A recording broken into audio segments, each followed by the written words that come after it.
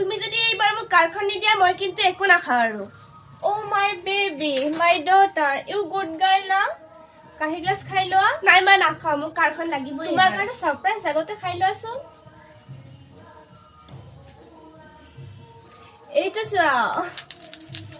বাবা তুমি ইমান ভাল। I love you মা, I love you so much. I love you too my beta. অকনে নে অমিতা আমি নে খাহিয়া।